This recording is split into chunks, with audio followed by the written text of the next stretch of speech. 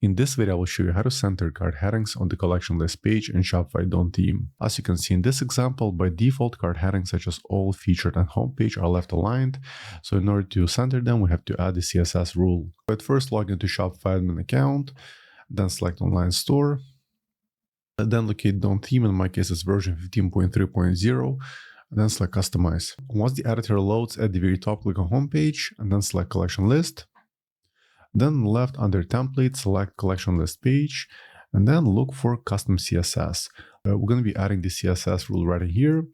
But at first, let me go back to my website and then right click on the card heading, then select inspect. The class selector I'm going to be using is this one, card _ heading. So let's go back. Let's type it right here. Type period, card _ heading.